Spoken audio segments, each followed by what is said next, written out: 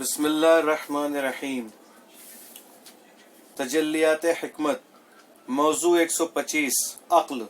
हदीस 1, अक्ल से ज़्यादा फ़ायदामंद कोई दौलत नहीं। हदीस 2, अक्ल जैसी कोई बेनियाजी और जहल जैसी कोई फ़कीरी नहीं।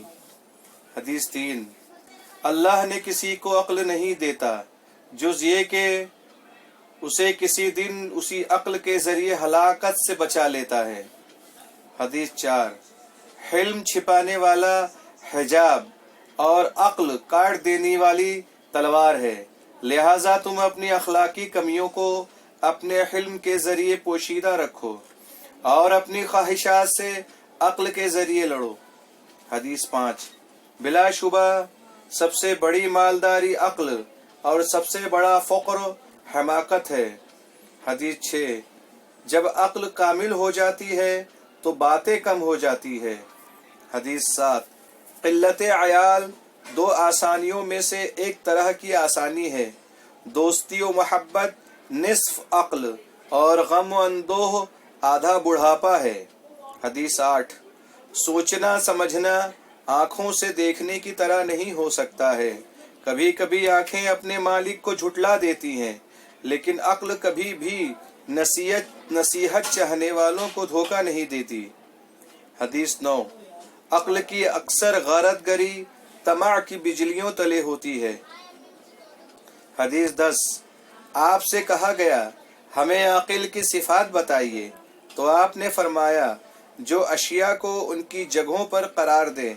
फिर आपसे पूछा गया जाहिल के सिफात बताइए, तो आपने फरमाया मैं बता चुका, यानी जो उसके बरखिलाफ काम अंजाम दे। हदीस 11, आकिल के लिए तीन चीज़ों के अलावा किसी और तरफ ध्यान देना मुनासिब नहीं। अपनी मईशत को सुधारने, अपनी आखिरत के लिए कुछ तैयारी करने और मुहर्रमात के अलावा दूसरी अशिया से लुत्फ अंदोज होने की तरफ। हदीस 12, कितनी ऐसी अक्लें हैं जो अमीरी की ख्वाहिश में गिरफ्तार होती हैं। हदीस 13, आकिल की ज़बान उसके दिल के पीछे और अहमक का दिल उसकी ज़बान के पीछे होता है। हदीस 14, अहमक का दिल उसके मुंह में और आकिल की ज़बान उसके दिल में होती है। हदीस 15, कोई शख्स मजाक नहीं करता जुज़ ये कि उसकी अक्ल का एक हिस्सा कम हो जाता है। हदीस 16, अपने बेटे मोहम्मद बिन हनफिया से फरमाया, ऐ बेटे मैं तुम्हारे लिए फ़क्र से डरता हूँ, लिहाजा फ़क्र के लिए अल्लाह के हुजूर तालिबे पनाह रहो, क्योंकि फ़क्र दीन के लिए मुनक़सत, अक्ल के लिए हैरान कुन और गैज़ व गज़ब का बाइस होता है। हदीस 17, आकिल का सीना उसके इसरार का संदूक होता है।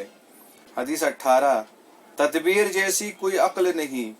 हदीस 19, आकिल आदाब के जरिए सुधर जाता है, मगर जानवर सिर्फ मारने से ही सुधरते हैं। हदीस 20, इंसान का मर्तबा उसकी अक्ल की खूबी जितना ही होगा। हदीस 21, आकिल वो है जिसे तजुर्बा सुधार दें। हदीस 22, अक्ल तजुर्बों की हिफाजत करती है। हदीस 23, आपसे पूछा गया आकिल कौन है, तो आपने फरमाया जो बातिल को ठुकरा दे। हदीस 24, कम अकली से ज्यादा सुस्ती पैदा करने वाला कोई और मर्ज नहीं। हदीस 25, आकिल का गुमान पेशन गोई होता है। हदीस 26, अदब अक्ल का चेहरा है, लिहाजा तुम जितना चाहो अपनी अक्ल को ज़ेबा कर लो।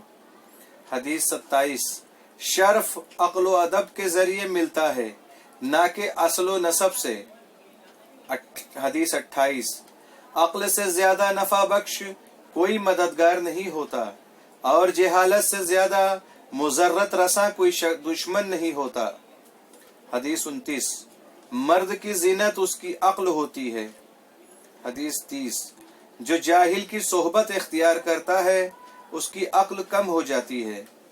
हदीस 31, साबित कदमी अक्ल में सरे फहरिस्त है और जल्दी गुस्से में आ जाना حماقت میں سر فہرست ہے۔ حدیث 32، جاہل کا غصہ اس کی باتوں میں ہوتا ہے اور عاقل کا غصہ اس کے کاموں میں۔ حدیث 33، عقلیں عطیات اور آداب کہانیاں ہیں، آداب کمائیاں ہیں۔ حدیث 34، عقل کی خرابی بے وقوفوں کی معاشرت میں ہے اور اخلاق کی اصلاح دانش مندوں کی ہم نشینی میں ہے۔ حدیث 35، جو دانش مندوں کی باتیں سننا چھوڑ دیتا ہے اس کی عقل مردہ ہو جاتی ہے۔ حدیث 36، جو اپنی خواہشات سے اجتناب کرتا ہے اس کی عقل صحیح ہو جاتی ہے۔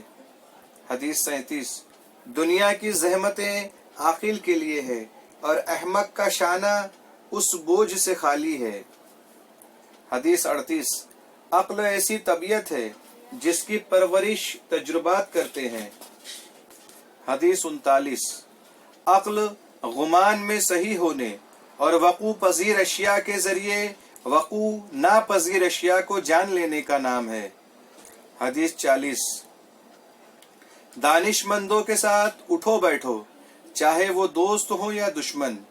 حدیث 41، جس کی عقل بڑھ جاتی ہے اس کی دنیا سے لطف اندوزی کم ہو جاتی ہے اور اللہ جسے بھی بکثرت عقل عطا کرتا ہے اس کا حساب اس کے رزق میں سے کر لیتا ہے۔ حدیث 42، روح جسم کی حیات اور عقل روح کی حیات ہے۔ حدیث 43، عقل کو خواہش پر فضیلت حاصل ہے کیونکہ عقل زمانے کو تمہارے ہاتھوں میں دے دیتی ہے جبکہ خواہشیں تمہیں اس کا غلام بنا دیتی ہیں۔ حدیث 44، عقل کی ایک صفت یہ بھی ہوتی ہے کہ وہ کبھی ایسی چیز کے بارے میں بات نہیں کرتا جس میں اسے جھٹلا دینا ممکن ہو۔ حدیث 45، عاقل جب بات کرتا ہے تو اس کے بعد حکمت و مثالیں پیش کرتا ہے اور احمق جب کچھ بولتا ہے تو اس کے بعد قسم کھانے لگتا ہے۔ حدیث 46، عقل مندی معاملات و لین دین میں ظاہر ہو جاتی ہے۔ حدیث 47، عاقل وہ نہیں جو بری باتوں میں سے اچھی بات کو پہچان لے بلکہ عاقل وہ ہے جو دو بری چیزوں میں سے بہترین چیز کو پہچان لے۔ حدیث 48، عاقل دشمن احمق دوست سے بہتر ہے۔ حدیث 49، جو عقل کی آنکھوں سے امور کو نہ دیکھے گا اس کے تدبیروں کی تلوار خود اس کے ہی جائے قتل پر پڑے گی۔ حدیث 50، عقل ذاتی اور پیدائشی ہوتی ہے اور علم اکتساب و تحصیل سے ہوتا ہے اور علماء کی معاشرت اسے زیادہ کرتی ہے۔ حدیث 51، عاقل وہ ہے جس کا آج کل سے بہتر ہو۔ حدیث 52، زبان عقل کی ترجمان ہوتی ہے۔ حدیث 53، حرمان کو عقل پر متوقف کیا گیا ہے۔ حدیث 54، دین ادب اور عقل کے نتیجے میں ہوتا ہے۔ حدیث 55، عقل خیر کا سرچشمہ ہے۔ حدیث 56، عاقل کمال چاہتا ہے اور جاہل مال۔ حدیث 57، عقل علم کی جڑ ہے اور فہم و فراست کی مقتضی۔ حدیث 58، عقل بے وطنی میں وجہ قربت ہے۔ حدیث 49۔ حدیث 59، عقل ایسا نیا لباس ہے جو بوسیدہ نہیں ہوتا۔ حدیث 60، عقل ہر کام کے لیے اسلحہ ہے۔ حدیث 61، عاقل اپنے کام پر اور جاہل اپنی امیدوں پر بھروسہ کرتا ہے۔ حدیث 62، عاقل وہ ہے جس کے افعال اس کے اقوال کی تصدیق کریں۔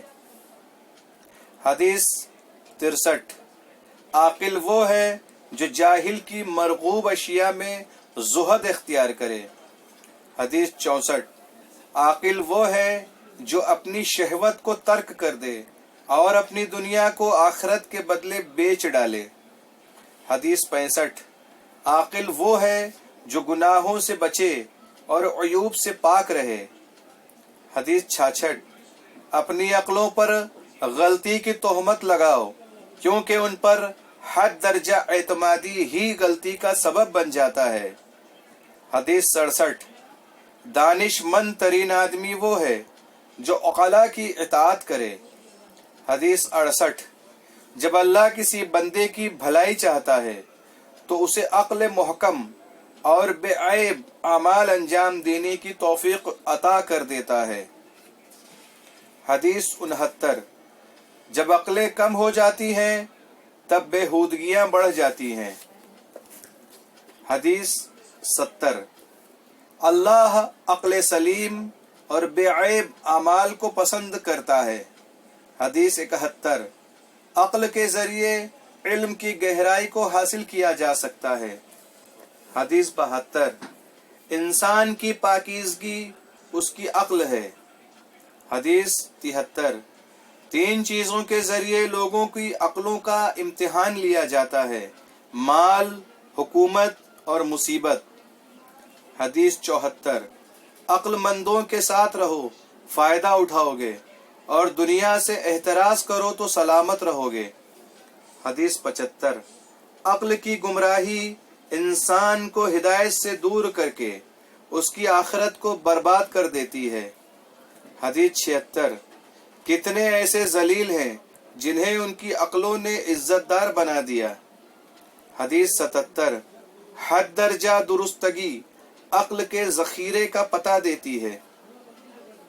حدیث 78، انسان کا کمال اس کی عقل اور اس کی قیمت اس کی فضیلت ہوتی ہے۔ حدیث 79، عقل کا کلام خوراک ہوتا ہے جبکہ جاہل کا جواب خاموشی ہے۔ حدیث 80، ادب اس وقت تک ہرگز فائدہ نہیں پہنچا سکتا جب تک عقل اس کے ساتھ نہ ہو۔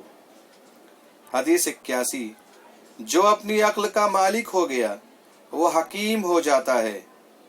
حدیث 82، جس کی عقل اس کی شہوت پر اور حلم غصے پر غالب آ جاتا ہے وہ نیک سیرتی کے لیے بہت زیادہ سزاوار ہوتا ہے۔ حدیث 83، مومن اس وقت تک ایمان نہیں لایا جب تک وہ عقل مند نہ ہوا۔ والسلام علیکم ورحمۃ اللہ وبرکاتہ۔